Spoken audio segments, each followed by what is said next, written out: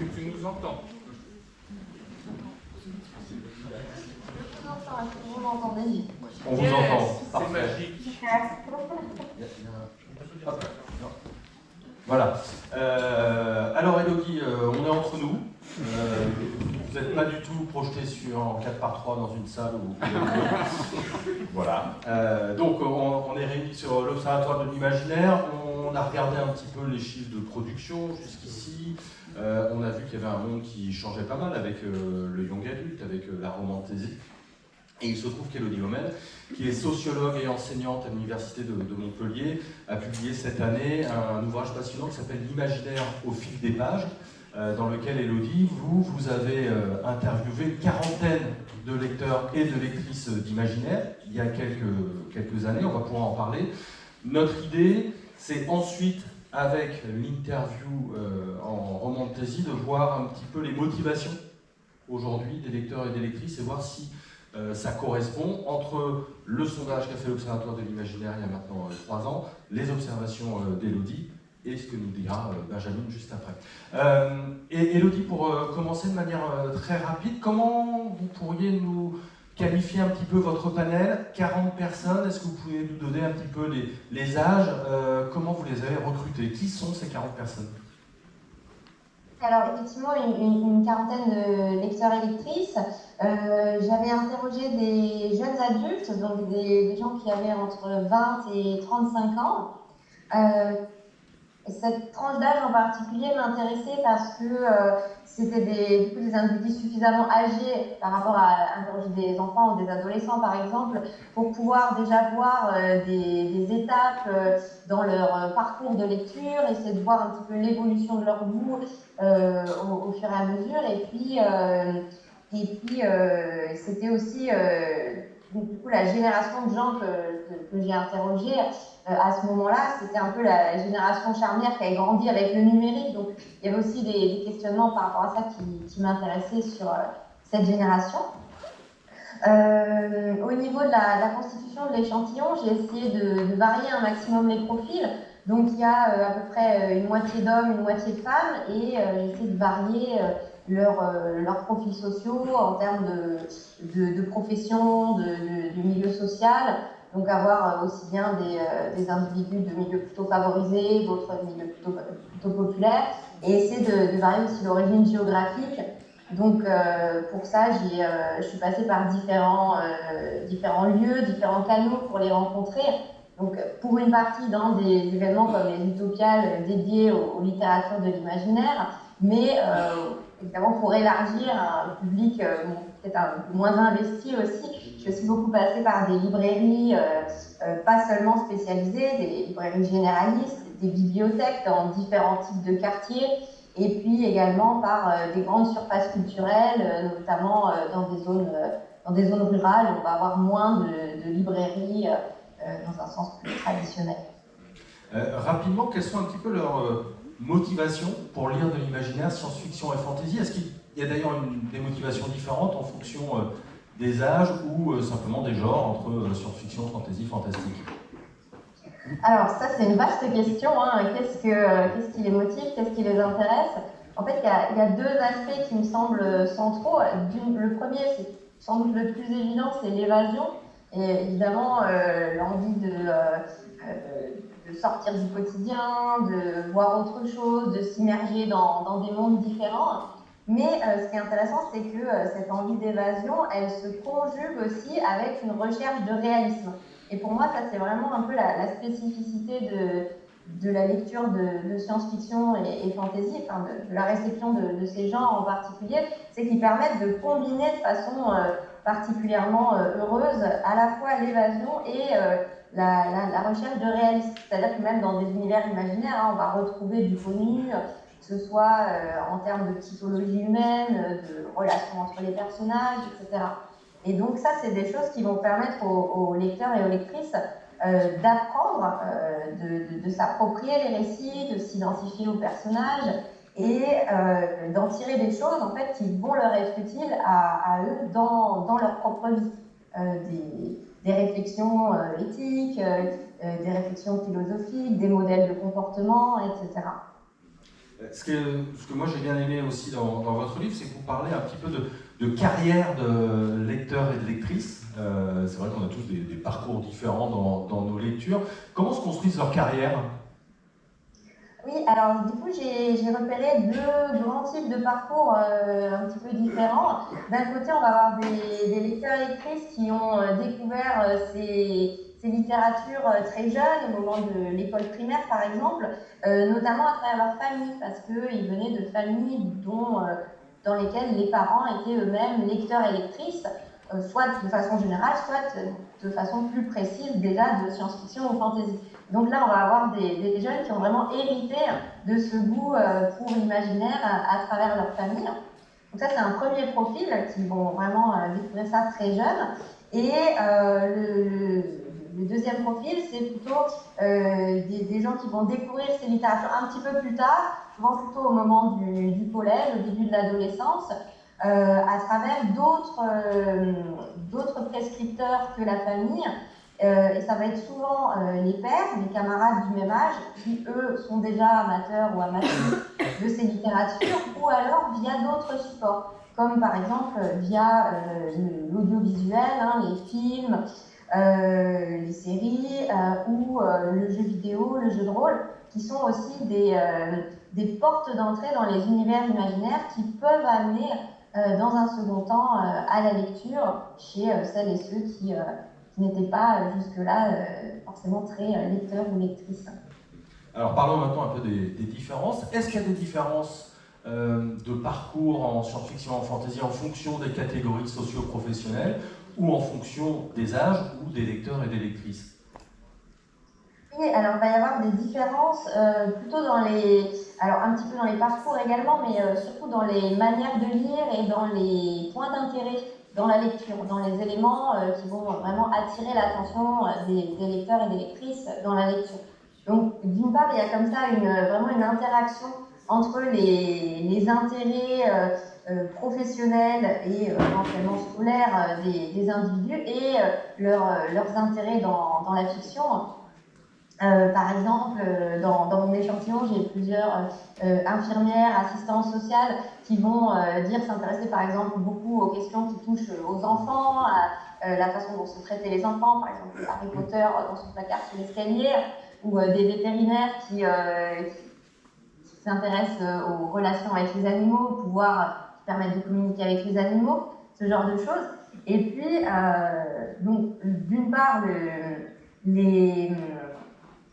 la profession qu'on a, le parcours de formation et professionnel qu'on a, ça va avoir une influence sur ce qui attire notre attention dans les récits.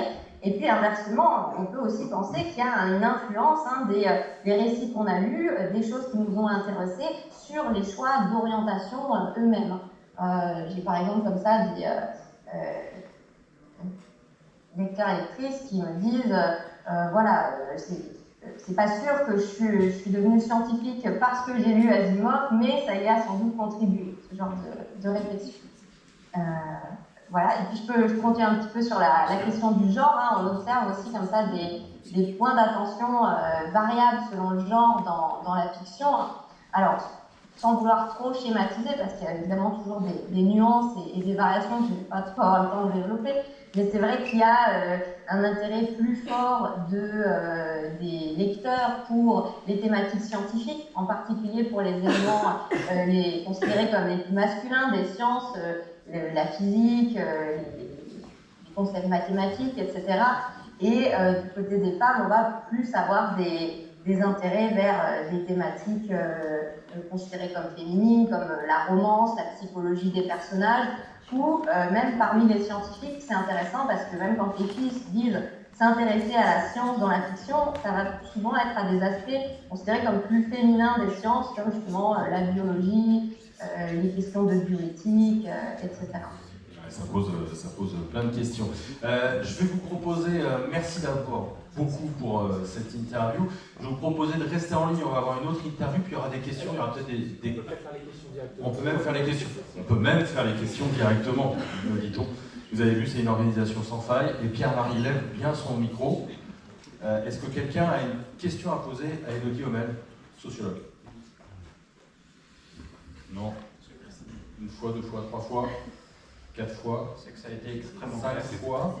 Non, vraiment. Bon, voilà, bah, c'était très clair. Merci beaucoup, et Elodie Haumel. Merci Voilà. beaucoup pour votre invitation. On rappelle votre ouvrage qui s'appelle L'imaginaire au fil des pages. Merci à vous. Vous pouvez rester, il y aura peut-être des questions après, ils seront peut-être un petit peu moins timides. Merci beaucoup.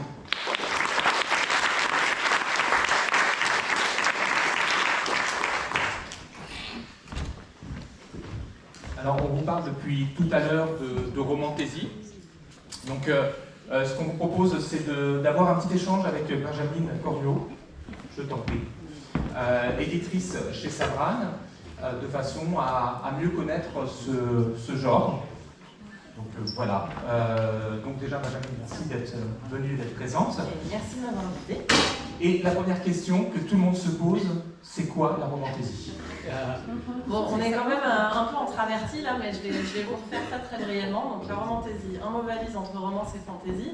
La fantaisie, je pense que c'est pas vraiment la peine de vous la réexpliquer. En revanche, la romance, elle est codifiée. Et on reconnaît une romance à plusieurs choses. Déjà, c'est que une histoire d'amour va être l'élément principal de l'histoire. Cette histoire d'amour va avoir toujours, et ça c'est une règle de la romance, une fin heureuse. S'il n'y a pas de fin heureuse, ce n'est pas une romance. Voilà. Bon, voilà. Il y a certaines ensuite étapes incontournables qui vont avoir lieu dans une romance, moultes obstacles qui vont parfois éloigner les deux protagonistes, qui vont toujours évidemment réussir à avoir raison de ces obstacles et à se retrouver et à trouver leur fin heureuse. Voilà. Donc une romantaisie, c'est une romance qui va avoir du coup lieu au premier plan, et au second plan, on va avoir un univers de fantaisie qui va être plus ou moins détaillé, plus ou moins construit. Mais ça, en fait, la romantaisie, pour moi, en tout cas, je considère que c'est un des sous-genres de la romance. Parce que cet élément, il est primordial. Comment, justement, quand on a un livre entre les mains, déterminer s'il s'agit de romantaisie ou de fantaisie? Eh bien, il faut se poser la question de la part que va prendre l'histoire et l'intrigue amoureuse, tout simplement, dans le récit. C'est souvent assez évident, ça saute généralement au-dessus. Je continue. Ce que je voulais aussi préciser, parce que je trouve que ça c'est quelque chose dont on ne parle pas toujours, c'est que la romantaisie, elle s'inscrit au sein de la romance dans un genre qui a vraiment des propriétés d'adaptation assez incroyables, un dynamisme très fort, et la romance, en fait, ne découvre pas la romantaisie. On parle de romance paranormale depuis maintenant presque 25 ans à peu près. Dans les années 2000, il y a des autrices principalement anglo-saxonnes qui ont commencé à écrire justement, alors les grands genres qu'on connaissait à l'époque, c'était l'urban fantasy. Je ne vais pas revenir sur le phénomène qui a été la beatlit. Il y avait Twilight, il y avait la Communauté du Sud, avec à chaque fois tiré ces mastodontes par des adaptations qui ont donné une énorme force évidemment de représentation et de visibilité à ces romans. Mais ça a été une des premières grandes vagues en fait, de ce qu'on appelait au sens large la romance paranormale. Ensuite, et c'est assez marrant, la romance paranormale s'est un petit peu endormie et a laissé place au sein de la romance à un nouveau phénomène qui était en fait la romance contemporaine tirée par nos adorables milliardaires. Donc c'est pas un hasard, hein, c'est assez marrant. 50 nuances degrés, que vous connaissez également, à la base a été écrit par Ian James comme une fanfiction de Twilight. Donc voilà, elle a fini par gommer tous les éléments vampires, elle l'a fait publier, et puis bon, voilà, c'est devenu le fer de lance d'une nouvelle vague au sein de la romance. Donc pendant ce temps-là, la romance paranormale s'est un peu endormie, et puis au début des années 2020, on en a eu marre des mecs qui vont faire leurs courses en hélicoptère, et on s'est réveillé à la faveur du confinement et à l'émergence aussi de nouveaux réseaux sociaux. Il y a eu TikTok qui a été très très important dans cette émergence. Il y a des autrices qui se sont dit ok, moi j'ai encore envie d'écrire la romance, mais cette fois dans un contexte complètement coupé du réel, ce qui n'avait jamais été le cas jusque-là dans la romance paranormale. Je vous parlais d'urban fantasy, c'était toujours du fantastique, des choses qui étaient ancrées dans notre monde réel. Après, on pouvait partir plus ou moins loin, il y avait des créatures, du voyage dans le temps, mais ça commençait toujours chez nous. Depuis le début des années 2020 et tous les phénomènes qui maintenant sont clairement associés, c'est la romantaisie, on a coupé les ponts avec le réel. Et ça, c'est une nouveauté qu'apporte la romantaisie. Et voilà. D'accord, merci beaucoup pour cette explication détaillée. La deuxième question qu'on aurait, c'est ce lectorat et aussi les écrivains et écrivaines, est-ce qu'ils ont des particularités par rapport au genre de l'imaginaire? Les écrivains ou les lecteurs, pardon? Les lecteurs, ouais, les lecteurs. Enfin les écrivains, si tu veux. Les lecteurs, alors pour moi, les lecteurs de la romantaisie sont quand même à majorité écrasante des lectrices. Ce sont des lectrices qui ressemblent en fait grosso modo à nos lectrices en romance. Elles sont plutôt jeunes, on est sur un lectorat qui va aller grosso modo, on est sur du 15-35, mais il y a une représentation, il y a des lectrices un peu plus jeunes, un peu plus âgées, mais sur la romantaisie c'est quand même assez jeune. Ensuite on constate une autre chose, c'est que comme la lectrice de romance et pour le coup aussi comme le lecteur d'imaginaire, il est très connecté sur les réseaux sociaux. Comme l'imaginaire, la romance n'ayant pas bénéficié d'un relais médiatique dans les médias traditionnels, il y a des communautés qui se sont fédérées très fortement sur les réseaux sociaux. Alors à l'époque ça a commencé, c'était des forums, c'était des blogs, maintenant c'est les réseaux.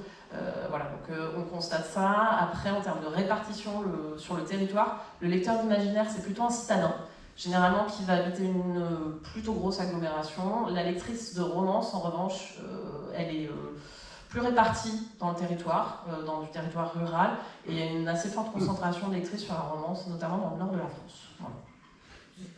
Merci beaucoup. Autre question qui nous interpelle et sur laquelle on s'est beaucoup posé de questions au niveau de l'Observatoire de l'imaginaire, quelle porosité tu vois entre les lecteurs de romantaisie et les lecteurs d'imaginaire traditionnels, si on peut dire comme ça? Alors historiquement, la romance a toujours été très cloisonnée, que ce soit en termes de lectorat ou même ce qu'on retrouvait en magasin. La bitlit à l'époque, alors les phénomènes ont fait un peu exception parce qu'on parle de phénomènes, donc évidemment on va le retrouver, le Twilight, on va le retrouver sur des endroits où éventuellement ils n'auraient pas été habituellement, quoi. Mais c'est des genres qui sont très codifiés, même au niveau des couvertures. On ne peut pas ou difficilement confondre un ouvrage de romance paranormale ou de romantaisie avec un ouvrage de fantasy. Alors ça, plus récemment, on se rend compte que ça se brouille un peu, je vais y venir. Mais donc ça a été longtemps assez cloisonné. Du coup, le lectorat, en fait, côté romance, il est resté côté romance, et quand c'était de la romance paranormale, il lisait de la romance paranormale. On a plus, dans le sens, une lectrice de romance qui peut se tourner vers de la fantaisie, parce que c'est juste une question de défaut d'offre. C'est-à-dire qu'une lectrice qui veut des récits pas ancrés dans le réel, il y avait un peu moins d'offres à une époque, tout simplement, en côté romance, côté récit écrit avec une forte parfaite à l'intrigue, amoureuse, etc. Voilà. Mais dans l'autre sens, en revanche, le lecteur ou la lectrice de fantaisie, on le voit pas aller attraper de la romance paranormale, ou alors, par curiosité, 6 phénomènes. Quoi. Je reviens à ces mastodontes là.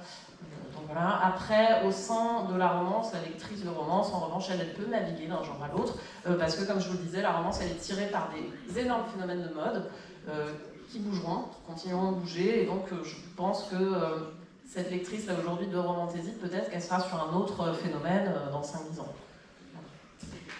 J'ai une impression, mais peut-être fausse, j'ai l'impression que les lectrices de romantaisie ont un aspect collection sur les livres. Ouais. Est-ce le cas? Alors, il y a deux choses là que tu dis qui sont importantes.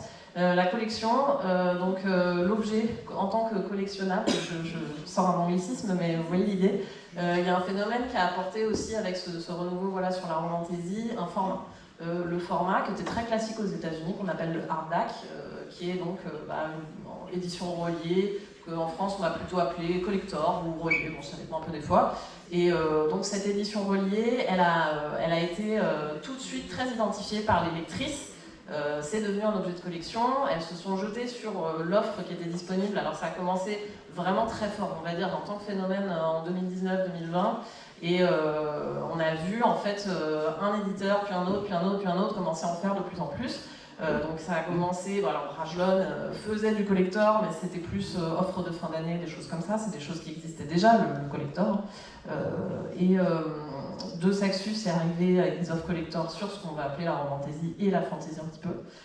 Ensuite Brajlon avec Big Bang, il y a eu Olympe, il y a eu Calix, donc chez Gallimard et Flammarion respectivement. Voilà. Et tous les grands éditeurs en fait se sont jetés là-dedans, se sont intéressés à ce format et donc a fortiori à la romantaisie. Donc il y a vraiment eu un intérêt et c'est là que c'est sympa, c'est que là où précédemment finalement les tentatives des éditeurs de mettre le pied dans cette porte-là avaient été assez hermétiquement cloisonnées, je dirais, au secteur romance, etc. Là on sent vraiment qu'on se dit, bon alors on les met où quoi? Enfin, déjà on les met où ces bouquins? Est-ce que c'est de la fantaisie, est-ce que c'est de la romantaisie? Déjà on se pose la question. Et les couvertures participent aussi un petit peu à brouiller les codes, à rendre ça plus populaire, plus généraliste. Donc on a aussi la matérialité du livre, finalement elle raconte une histoire un peu nouvelle. Et ça je trouve que c'est intéressant parce que du coup on a des lectrices, des lecteurs qui vont aussi aller collectionner ces livres. Alors que précédemment, c'est quand même arrivé beaucoup, notamment je reviens sur la romance, mais sur les couvertures dont on avait un peu honte clairement d'exhiber, soit sur son étagère, et je ne vous parle même pas des transports en commun, quoi. Enfin, on les sortait pas les bouquins. Donc là ça fait du bien, je pense aussi aux lectrices qui peuvent avoir des beaux objets, quoi. Merci beaucoup. Alors comme pour Elodie, est-ce que vous avez des questions à poser à Benjamin autour de tout ce qui est romantaisie, le lectorat, etc. Oui, voilà. Je vais y aller parce que c'est toi qui vas répondre à la question, je pense. Alors, moi j'ai plusieurs questions. Déjà, je voudrais voir la part de lectrices. Est-ce qu'il est possible d'imaginer la part de lectrices de romantaisie qui viennent du young adulte en général? Et est-ce que ces lectrices qui lisent de la romantaisie parce qu'elles viennent de la romance, est-ce qu'elles vont aussi du coup aller vers de la fantasy classique ou elles vont rester dans quelque chose qui est autour de la romance parce que c'est d'abord la romance qu'elles viennent chercher? Alors, on voit que ces lectrices, alors je parlais de défaut d'offre tout à l'heure, donc c'est des lectrices qui aiment les mondes imaginaires, donc il y a une époque se sont dirigées vers la fantaisie classique, peut-être faute de mieux, on va dire. Aujourd'hui c'est plus le cas parce que l'offre elle est devenue assez pléthorique. Maintenant, je pense qu'il y a un accompagnement qui peut être fait avec ces lectrices pour leur faire découvrir autre chose. Et je pense notamment à des bouquins, pour moi, que je considère un peu comme des passerelles, qui sont pas tout à fait de la romantaisie, pour moi ce n'en sont pas. Je vais prendre l'exemple du Prieuré de l'Oranger de Samantha Shannon, qui est un roman de fantaisie. Alors là, clairement, on ne peut pas s'y tromper, qui est hyper construit, qui est très bon, et qui est écrit par une femme, je pense que ça joue quand même, et qui donc va livrer l'intériorité de ses personnages, des sentiments, des histoires d'amour. Elles font partie de l'histoire, elles ne sont pas au premier plan, mais elles sont là, elles sont très importantes.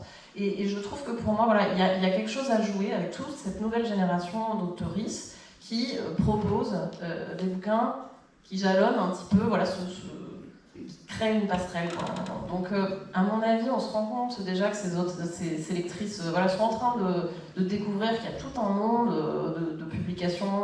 Déjà, elles se disent « Ah bah j'ai sauté le pas ». Parce qu'il y a beaucoup de lectrices de romances qui n'avaient jamais osé lire de la fantaisie, parce qu'elles se disaient « C'est trop compliqué, je comprends rien ». Et qui ont sauté le pas grâce à ça, grâce à l'aspect romance. Donc ça les a fait arriver dessus, elles se sont dit « Non mais je m'éclate, c'est génial ». En plus, les héroïnes, ça je l'ai pas dit, mais pour la romantaisie ça marche aussi parce qu'on a une espèce d'émancipation encore au-delà du réel, quoi. Par rapport à ce qu'on a l'impression qu'une femme, un personnage féminin pourrait éventuellement se permettre d'être dans le monde réel. Et donc ça leur plaît, quoi. Ouais, je pense qu'elles ont mis le pied dans un truc et que là il y a moyen de les capter et de leur ouvrir, de leur montrer à quel point c'est grand, à quel point c'est vaste, et de les faire un peu voyager dans cette fantaisie. D'autant que je pense que voilà, on n'est plus à une époque où la fantaisie elle est dominée par des hommes blancs hétéros en gros, qui écrivent pour des hommes blancs hétéros. Bon voilà, il y a plein de femmes qui écrivent des tas de choses merveilleuses et je pense qu'on peut les garder grâce à ça. Question un peu dans la même veine. Qu'en est-il de l'articulation entre romantaisie et dark romance, qui a aussi été un phénomène? Est-ce qu'il y a de la dark romantaisie? Est-ce que c'est les mêmes lectrices? Est-ce que les codes en fait se retrouvent? Alors traditionnellement, la romantaisie, elle est quand même assez pimentée, assez épicée. Il y a des scènes de sexe explicites. On est sur quelque chose qui a un ADN quand même assez cul, pour le dire franchement. Et la dark romance, en revanche, là c'est vraiment un sous-genre généralement de la romance contemporaine. On a quelque chose qui apparaît, c'est la dark romantaisie. Voilà, on rajoute des mots, ça paraîtra jeune. Et ça existe et ça plaît. Maintenant, est-ce qu'il y aura un nouveau phénomène dark romantaisie? Peut-être. Il y a déjà des bouquins qui se font et qui marchent bien. Mais ça, en fait, il y aura toujours des lectrices. Je reviens sur le young adult parce que j'ai pas vraiment répondu sur cette partie-là. Là, il y a différentes cibles, donc il y aura toujours différents étages d'intensité dans le côté explicite ou pas de la romance, quoi. C'est-à-dire, il y a des romances qui seront sombres, mais sans être pour autant très explicites. Et puis il y a des trucs qui vont partir, effectivement, c'est possible aussi. Ça, le degré d'intensité, elle traverse tous les genres en romance. Et on le constate aussi en romantaisie. Est-ce qu'il y a encore d'autres questions sur la partie romantaisie? Oui.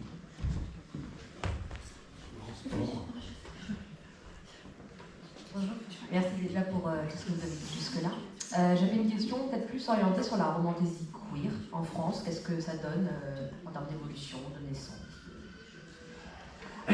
Alors, c'est une bonne question. L'inclusivité, la représentativité dans ces histoires, je parlais de nouvelle génération, c'est vraiment quelque chose que la plupart des autrices à succès ont à cœur de défendre.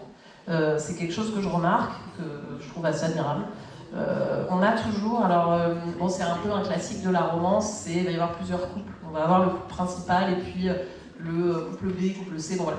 Et elles essaient, si l'intrigue principale n'est pas une intrigue, une romance queer, on va toujours avoir un personnage soit racisé, soit un personnage queer, plusieurs, avec une représentativité aussi. La question de la transidentité aussi, elle est souvent abordée. C'est intéressant parce qu'on la transpose en plus dans un univers où les règles peuvent complètement changer autour de ces questions-là. Donc je trouve qu'on l'a beaucoup plus sur cette vague-là, alors que typiquement dans les autres genres de la romance, c'était assez peu le cas. Donc ça, c'est chouette. Il y a même des éditeurs qui sont spécialisés en romance queer et qui ont une très très grosse communauté sur la fantasy, le paranormal et la romantaisie maintenant. Je pense à Bookmark par exemple. Ouais. Hugo qui en fait pas mal aussi, mais surtout Bookmark qui en fait depuis presque 10 ans maintenant. Oui, bien sûr, la représentativité, ça a été aussi l'ordre de bataille, le combat de certains éditeurs et qui ont toujours fait en sorte de le montrer. Après, c'est vrai que c'était des ventes un peu plus discrètes. Donc là, ce qui est chouette, c'est de voir que ça se trouve aussi dans des bouquins qui vendent beaucoup plus. C'est chouette aussi, c'est qu'il y a un plus grand public du coup qui va être touché par ces questions-là, si tu veux. Merci beaucoup Benjamin. Ce que je vous propose, on vous a coupé un peu court tout à l'heure sur toutes les autres thématiques, la production, tout ça. Parité, presse. Est-ce que c'est le bon moment? Vous avez des questions? Vous avez différents sujets qui étaient venus? Oui, bravo. Oui.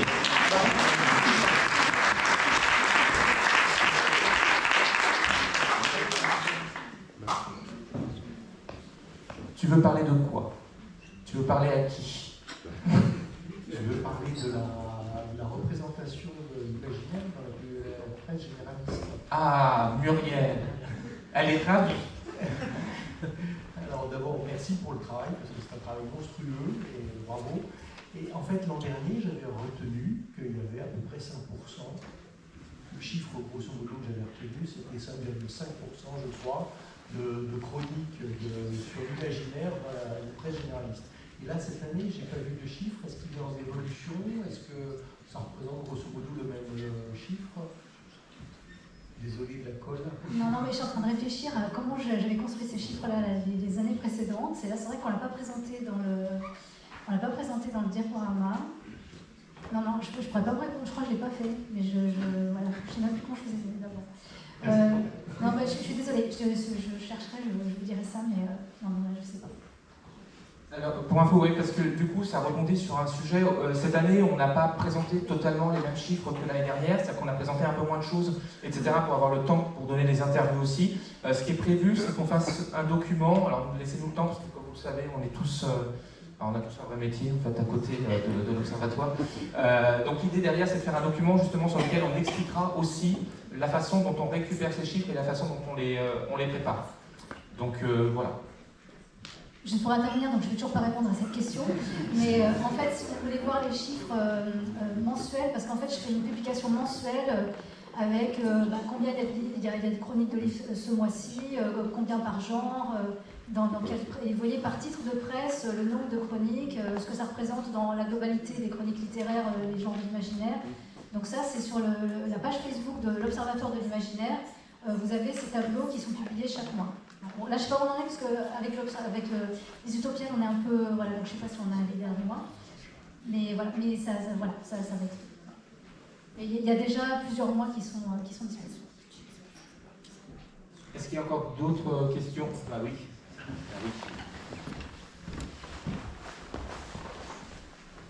C'est pour la catégorie fait marquant.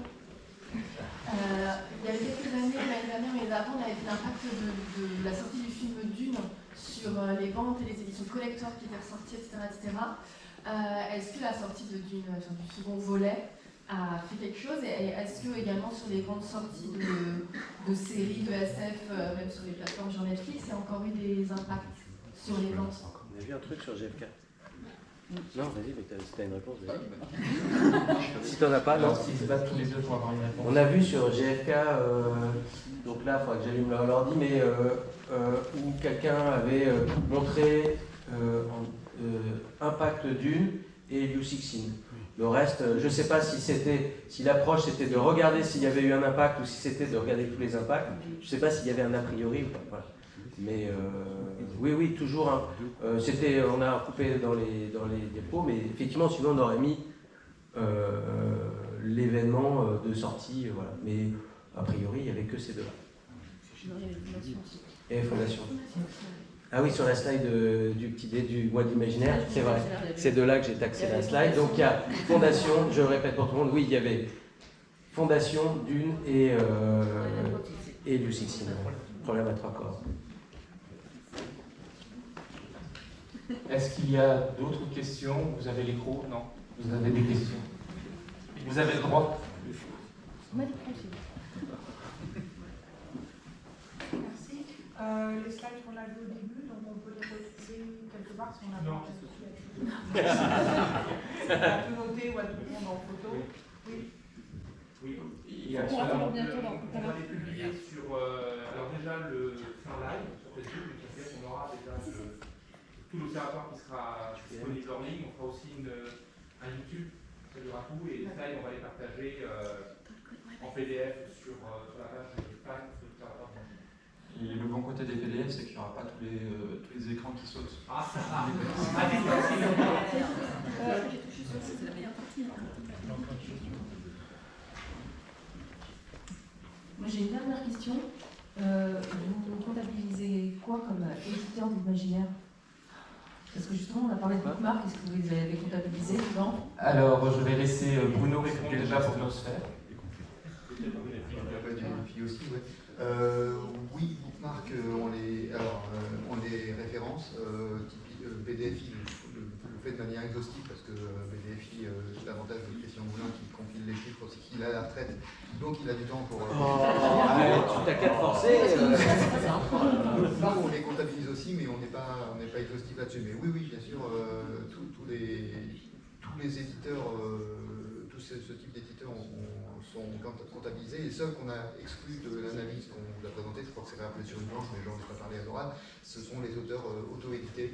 Parce que là, pour le coup, ça serait un boulot monumental que d'essayer de référencer tous les auteurs auto-édités. Donc on préfère, et ça ne passe pas par le circuit traditionnel de l'édition, donc on préfère ne pas les comptabiliser. Donc les Legal Masters, comme disait Jean-Yves, sont comptés dedans, et oui, bien sûr. Les romans d'éditeurs qui ne font pas que la romance sont que du roman. Oui, tout à fait. Des autres années, on présentait aussi le site entre éditeurs généralistes et éditeurs spécialisés. On ne l'a pas présenté cette année, encore une fois, comme l'a dit Alan, pour laisser du temps aux autres rubriques.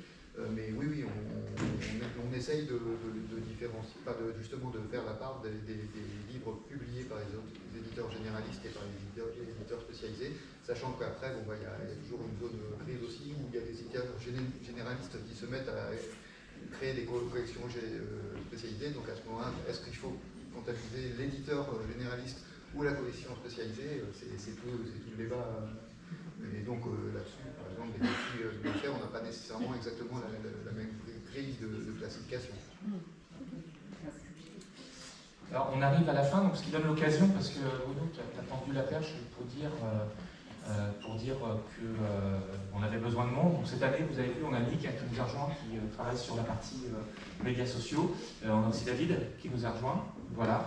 Donc je vais laisser le mot de la fin à Jérôme, et du coup peut-être que les gens de l'Observatoire peuvent venir derrière Jérôme.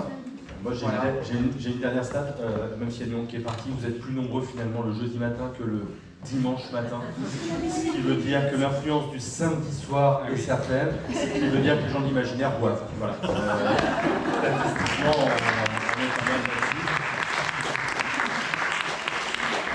Donc plusieurs choses à vous dire. D'abord, pour comptabiliser les bières et plein d'autres choses sur les chiffres de l'imaginaire, on a besoin de monde, donc c'est un appel, hein, évidemment, vous pouvez venir, vous avez compris, on a tout un tas de chiffres et il y a plein d'autres choses à explorer pour comprendre nos genres, nos milieux. Vous avez vu, ça bouge avec la romantésie aujourd'hui, le young adulte, etc. Donc c'est le moment, il faut y arriver. Toutes nos publications sont évidemment sur la page Facebook de l'Observatoire de l'Imaginaire, ce qui veut dire qu'on s'adresse aux plus de 45 ans. Voilà, merci Nick. On a bien compris, hein, nous sommes un club de vieux, clairement. Donc s'il y a un réseau social pour les EHPAD, ça nous intéresse pour que vous puissiez venir. Il y a des merci à faire. Donc, Alan l'a dit, on va retrouver tous les chiffres et puis les chiffres un peu plus constitués parce que évidemment tout ça, ça mouline. Et donc notre vœu pieux depuis 2017, c'est de pouvoir proposer un petit peu tout ce qu'il y a derrière en termes de chiffres un petit peu détaillés. J'ai des merci à faire, donc déjà pour toute l'équipe, parce qu'ils ont bossé comme des fous, voilà, et on peut les applaudir, hein. Ceux qui sont là. Il y a ceux qui sont là et je pense aussi à ceux qui ne sont pas là, comme nos camarades par exemple de BDFI, Christian et Jean-Louis, qui est à la retraite, qui n'a aucune excuse pour ne pas venir, mais qui lui nous suit sur Facebook, parce qu'il a plus de 45 ans. Ouais. On va remercier les Utopiales parce qu'ils nous accueillent quand même depuis 2017. J'ai un merci spécial à Anne-Laure, parce que si vous étiez là en 2017, vous avez compris qu'en termes de présentation, on a fait un bond quantique. Clairement, on a changé de siècle et de plusieurs siècles d'un seul coup. Donc merci Anne-Laure.